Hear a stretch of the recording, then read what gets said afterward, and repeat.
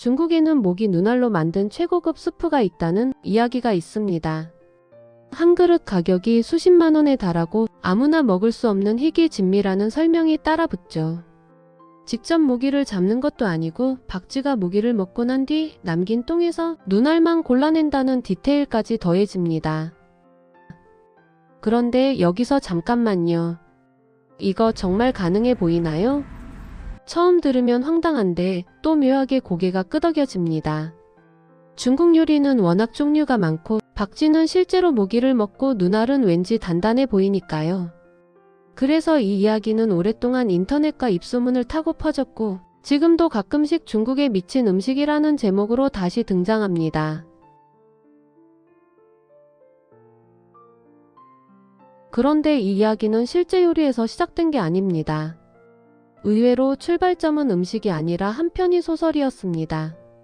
1976년 일본 작가 카이코 켄의 소설 최후의 만찬이 그 시작이었습니다. 이 소설 속에 중국 사천 지방의 극단적인 고급 요리로 모기 눈알 수프가 등장하는데 당시 시가로 수십만 원짜리 진미로 묘사됩니다. 하지만 여기서 중요한 포인트가 있습니다. 이건 작가가 직접 먹어본 음식이 아니라 여행 중 들은 풍문의 상상력을 덧붙인 설정에 가깝다는 겁니다. 문제는 이 소설이 일본의 만화와 TV 프로그램을 거치면서 점점 현실처럼 보이기 시작했다는 점입니다. 1990년대에 이 이야기가 한국으로 들어오면서 소설 속 이야기라는 맥락은 사라지고 중국에서 실제로 먹는 요리처럼 변형됩니다.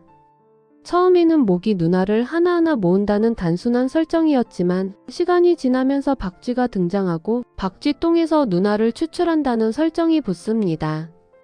이쯤 되면 그냥 이야기가 아니라 거의 전설이 되죠. 이 이야기에 따르면 박쥐는 밤마다 수천 마리의 모기를 먹고 소화되지 않은 눈알만 배설물에 남긴다고 합니다. 이 배설물은 구아노, 정확히는 박쥐 구아노라고 불리는데 사람들은 박쥐가 사는 동굴에서 이것을 모은다고 합니다. 그 다음 과정도 꽤나 정교하게 묘사됩니다. 모아온 구아노, 즉 박쥐의 똥을 물에 끓이면 밀도 차이 때문에 모기 눈알이 떠오르거나 가라앉고 그걸 하나하나 골라낸다는 겁니다. 이렇게 모은 눈알을 맑은 육수에 넣으면 마침내 모기 눈알 수프가 완성된다고 하죠. 여기까지 들으면 어떠세요? 터무니없으면서도 설명만 놓고 보면 조금은 그럴듯해 보이기도 합니다. 그런데 붉은 빛을 띠는 눈알이 고급스러워 보이고 단백질과 비타민이 풍부해 귀한 음식이다 라는 설명을 들을 때쯤 되면 이야기가 조금 과하게 포장되어 있다는 느낌도 받게 됩니다. 실제로 박쥐똥은 비료나 한약재로 쓰이는 자원이긴 하지만 음식 재료로 쓰인 적은 없습니다. 이제 조금 냉정하게 생각해보죠. 박쥐의 위산은 사람보다 훨씬 강해서 폐하 1에서 2 정도에 이르고 소화효소도 매우 강력합니다. 연구에 따르면 박쥐는 곤충을 먹고 2시간에서 4시간 안에 대부분을 분해하며 곤충의 딱딱한 외피인 키틴질조차 거의 남기지 않습니다. 그렇다면 지름이 0.2mm도 되지 않는 모기 눈알이 소화되지 않고 그대로 남아있을 수 있을까요? 솔직히 말하면 거의 불가능에 가깝습니다. 실제로 박쥐 동굴의 배설물을 분석한 연구에서도 모기 눈알이 대량으로 발견된 사례는 없습니다. 설령 극히 일부가 남는다 해도 눈알 1g을 모으려면 수백 마리 박쥐의 배설물이 필요합니다. 이쯤 되면 요리라기보다 실험에 가깝죠. 그렇다면 혹시 이에 관한 역사 기록은 있을까요?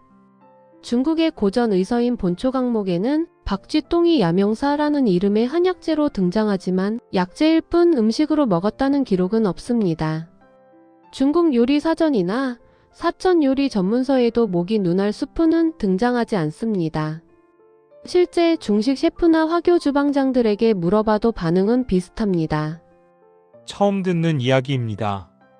중국 온라인 커뮤니티에서도 이 이야기는 일본에서 만들어진 괴담 정도로 취급됩니다.